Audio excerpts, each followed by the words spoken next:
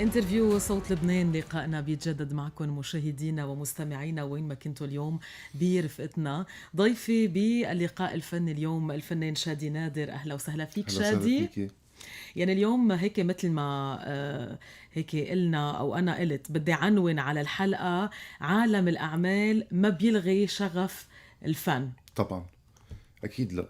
هذا العنوان الحلقة يمكن. الباشن والشغف اللي بيكون عندك اياه ولا ممكن يزول لو شو ما عملتي، حتى لو بعدت. حتى لو بعدتي. شادي، اليوم بدنا نحكي شوي، نرجع عن جديد. الناس، في كتار ناس بيعرفوك كفنان، ولكن انت بسبب بعدك شوي عن لبنان، عملك بالخارج، ابتعدت شوي عن اجواء صح الفن، صح. وهلا رجعت عن جديد. فينا نسميها انطلاقة جديدة. فينا نسميها تحضير لانطلاقه جديده، أي. يعني فينا نسميها تحضير، لانه هلا انا حابب ارجع اعرف العالم علي عن من اول وجديد، كرمال لحتى لي ننطلق. وان شاء الله يعني من هون لفتره بدي اعمل اغنيه لإلي يعني. فهلا بلشنا بكفرز، ان شاء الله رح يكون في كذا كفر بالفتره الجايه كرمال اغنيه بعدين. دايما بنسأل الفنان عن البدايات، لأنه مهمة نعرف إذا هالفنان مثقف موسيقيا، ربي ببيت فني. شادي نادر ربي ببيت فني. شادي نادر ربي ببيت جدا فني، جدا فني. وانا درست جيتار ودرست عود ودرست اورج. بس الوالد الله يرحمه كان من الاصوات الجميله جدا، وانا تربيت صراحه على الموسيقى على ايده. الفنان جورج أبي نادر. فنان جورج ابي نادر الله يرحمه.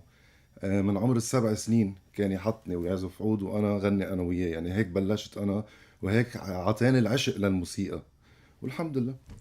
خلينا هيك نقول كمان، يعني جورج أبي نادر من الفنانين ملحن وشاعر صح، الله يرحمه. جورج ابي نادر كان شاعر وفنان وعمل اغاني كتير، وابرزهم كانوا الله يرحمه الشيخ بشير الجميل، يا ريسنا القائد واستشهادك يا قائدنا، وعمل نشيد الجبل جينا يا قديش أرض. تأثرت بالوالد، أو بشو تأثرت فيه؟ للصراحة أنا نسخة طب الأصل عنه، يعني مين ما يشوفني بشو؟ بيقول لي أنت نسخة طب الأصل بالأخلاق وبالصوت بكل شيء يعني. بكل شيء. بالموسيقى وبالنهج الموسيقي يلي كمان أكيد أكيد. أخدوا. أكيد، لأنه أنا اليوم صراحة محافظ على إذا بدك الموسيقى اللي هي الكلاسيكية والطربية، يعني حتى أنا لما بغني هالموسيقى اللي عم نشوفها هلا حاليا ما بغنيها، يعني أيام ليش، مع أنه بتشوف أنه كتير هالأغاني مطلوبة فعليا هن مطلوبين، بس أنا بالنسبة لي بعتبرهم أغاني جو. اغاني جو. اليوم صرنا بعالم الربابه والمزمار، صراحه هو اغاني مش نحن، يعني ما بتمثلنا نحن كلبنانيه. انا بالنسبه لي مثلا اليوم اذا بتقولي لي الاغنيه الشعبيه، فارس كرم مثلا بغني اغنيه شعبيه لبنانيه، بينما هو المزمار والربابه شيء ما بيمثلنا بالنسبه لي. فانا بعني بتجي الله يرحمه ملحم بركات، وديع الصافي مع أنه في فنانين نجحوا غنوا هاللون ونجحوا وانشهروا. طبيعي. طبيعي، لانه اليوم العالم هي اللي عم بتنجح، صرنا بزمن السوشيال ميديا، العالم هي اللي عم بتطلع وهي اللي عم بتنزل. فاليوم كمان بدك تشوف العالم اللي عم تلحق قد ايه مثقف موسيقيا، او قد ايه بحبوا الهيصه والجو. قديش انت يعني محافظ على، اذا فينا نقول هيك، صورة العائلة، صورة الوالد، التاريخ يلي انت حامله يعني كمان. صراحه انا محافظ كتير عليها، لانه يعني الوالد ترك اثر كتير كبير فيي صراحه. آه، كان يعني من كل النواحي كان رب عائله حنون، موسيقي، شو بدي اقول لك. فانا ذات الشيء عم بتبعه هلا مع عائلتي كمان. انا عندي ولدين، عندي صبي وبنت الله يخلي لك اياه. ومزوج. فنفس اذا بدك المنهج اللي بي اتبعه معنا انا عم بتبعه مع عائلتي، وان شاء الله اكون يعني عند حسن الظن. قبل 2012 يعني في محطة مفصلية كانت بحياتك، اللي هي قبل 2000 او على 2012، صح. يوم غادرت سافرت للخارج. بس قبلها كنت عم معروف، كنت عم بتغني بحفلات بمهرجانات هون بلبنان. غنينا حفلات بمطاعم مهرجانات، هيدي قبل ال 2012. هلا لما طلعت بال 2012 على دولة الامارات، طلعت واشتغلت فوق، ومن بعد فترة أسست شيء لإلي كمان شيء بعيد كليا بزنس شيء يعني. كليا بعيد، يعني أي. أنا انتو سوفت وير تكنولوجي واي تي، يعني بنشتغل مع المطاعم، شيء كليا ما خصه بالفن. هلا اللي خصه بالفن انه بنشتغل مع المطاعم، يعني ايام بصير في علاقة مع المطربين اللي عم بيغنوا. غنيت شي مرة صارت بالمطاعم صارت بدبي. صارت غنيت. ايه. فهلا بما انه انا ارتحت من ناحية الشغل تبعي، قلت ممكن ارجع على الشغف اللي انا بحبه يعني. كتير بنسمع انه هيك الجمله انه الفن ما بيطعم خبز، وخاصه نحن هلا بوضع اقتصادي كتير كتير صعب. بالوقت اللي عم نشوف انه في فنانين لا قادرين ينتجوا، قادرين عم يعملوا الشغل اغاني. الصح شو بطعم خبز. الشغل الصح شو بطعم يعني خبز. الشغل الصح يعني بتعريفك شادي؟ يعني اليوم مثل ما قلنا هي كلها اليوم عالم السوشيال ميديا. اليوم قد ايه الواحد بيعمل انفستمنت على حاله على السوشيال ميديا، على اليوتيوب والى اخره، عم بيعمل عمل حلو. الشغل الصح هو العمل الحلو. يعني انا اليوم ليه غنيت الكفر لزياد برجي ولنصيف زيتون؟ لانه هن شخصين محبوبين واغانيهم محبوبه، وخاصه هول الغنيتين انا كتير شخصيا حبيتهم، واذا بنطلع على اليوتيوب جايبين نسبه مشاهده جدا عاليه. فانا كمان اليوم غنيت هالكفرز لانه نجحوا، لجماعه نجحوا. ف... استندت على نجاح هالفنانين. صح. اي يعني صح. هيدا كان الاساس انه بطعميهم انت خبز، اكيد بطعميهم خبز. اكيد انه معروفين طبيعي. وبحبون الناس. من بعد ما ابتعدت من 2012 سافرت وما عاد عملت ولا عمل فني ولا حتى غنيت لا بلبنان. لا للصراحة كنت حابس حالي بالبيت. أنا إذا بدك الموسيقى يعني حتى إذا بدك بس كون معصب ستريس، الموسيقى شغفي. فبالبيت كان عندي هوم ستوديو لإلي، كيبورد سجل بالبيت. أنا كنت أتسلى لحالي وغني بالبيت، ما طلعت على العلن لا. كيف كنت عم تحضر؟ كنت عم تفكر بالرجعة كيف بدها تكون؟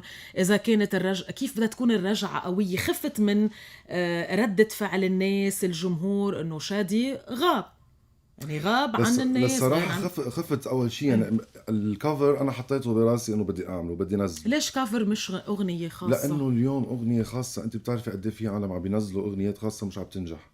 فاليوم ليه لا اخذ مخاطره انا بالنسبه إلي باغنيه خاصه طالما فيني غني كفر لشيء عالم حبوه. اوكي اسهل، يعني طريقه اسهل لتوصل للناس طبعا من خلال طبعا. الكفر. فاليوم راح يكون، مش هيك قلت لك راح يكون في عندي كذا كفر بعدين، مش دغري راح اعمل اغنيه لإلي، لانه انا اعرف العالم بعد اكثر.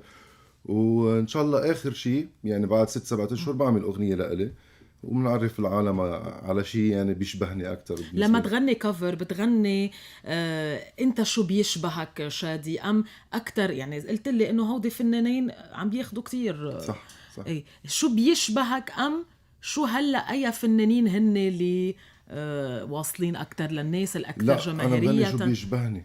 اي يعني لو انه زياد ونصيف واصلين والاغنيه تبعيتهم ما بتشبهني ما كنت رح اغنيها. يعني مش أساساً هذا ما كنت المعيار، رح- يعني المعيار شو بيشبهك. اكيد يعني اليوم بالنسبه إلي بدها تكون بتشبهني وبدها تكون اغنيه ناجحه، عمل ناجح طبيعي لا اقدر اغنيه كفر. بالنهايه اليوم اذا كانت ما بتشبهني الاغنيه ما رح يعني صوتي ما رح يكون حلو عليها، لانه اليوم عن جد في عندك اصوات بتغني شعبي، عندك اصوات بتغني طرب. ما بيقدر اللي بيغني شعبي يغني طرب. انا هاي بالنسبه لي بيغني شعبي بده يغني طرب دغري بتحسي انه مش لإله. عندك هالأغنية مش لإله. قواعدك بالفن، يعني هلا من هالقواعد عم تقول اللي بيغني شعبي ما بيغني طرب. انا في بالنسبه ايه لي ايه بالنسبه إلك في كتير بيعملوها وبيتعدوا عليها، بس دغري بتنتبه انه هذا الشخص مش لابسته الاغنيه، ما بيلبق له بتلبق له. الشعبي اكثر. شادي نادر اليوم في كتير غنوا كفرز لزياد برجي، لنصيف زيتون.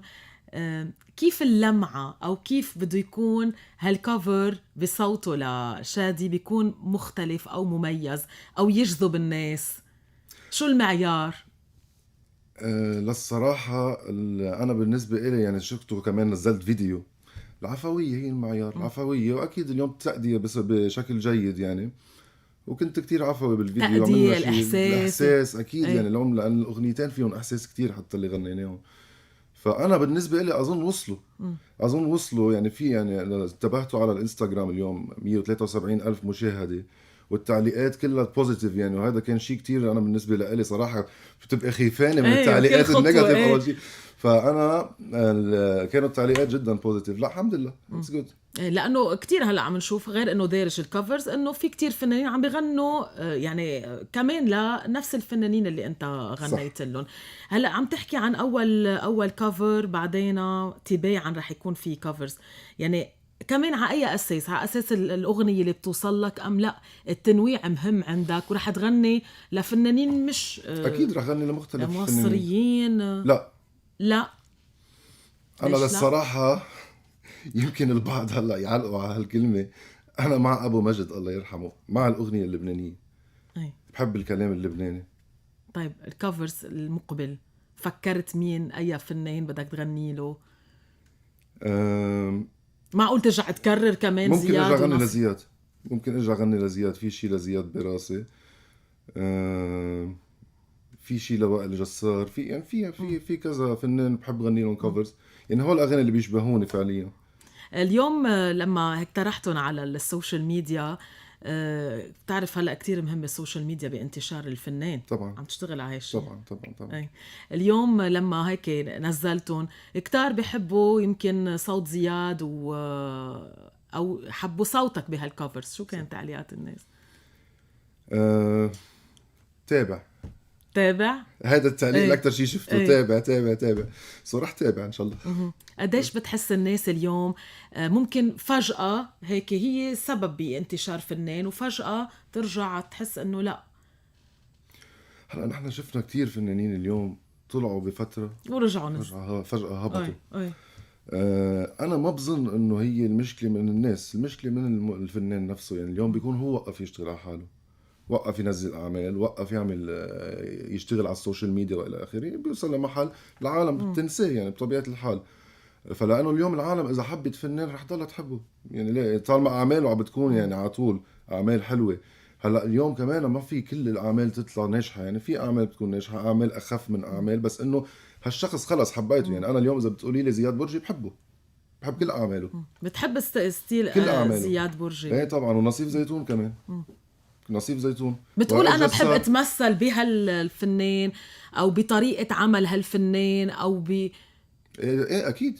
أي. يعني مش اتمثل ولا انه قلد. ايه لا، في فرق. ايه أي. بس الروح تبعيته اذا بدك، النكهه تبعيته، هاي الفكره. هيدي الاساس صح. بالنسبه لك.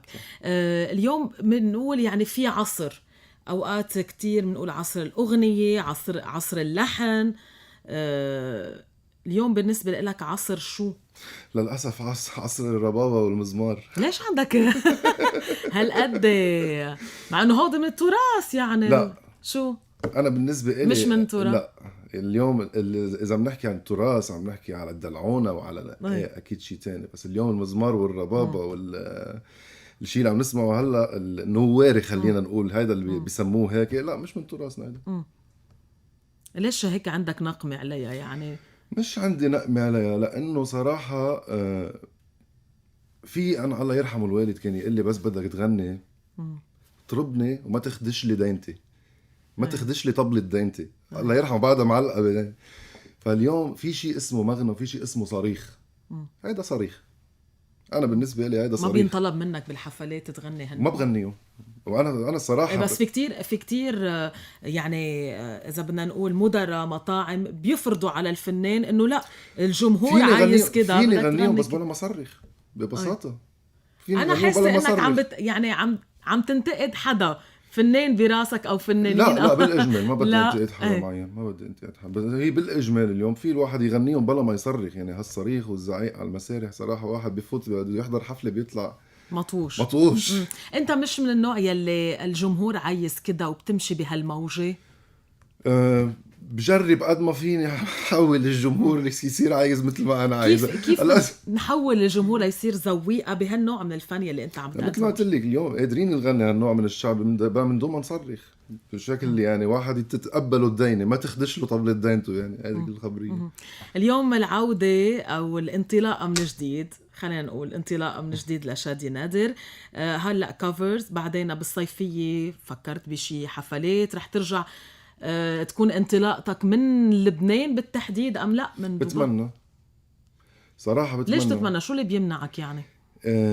بتمنى تكون من لبنان او من الامارات. بالنهايه صراحه انا صار لي 12 سنه بالامارات، يعني كمان اليوم ما بدنا ننسى فضل الامارات علي، يعني اللي وصلتني اللي انا وصلت له هلا.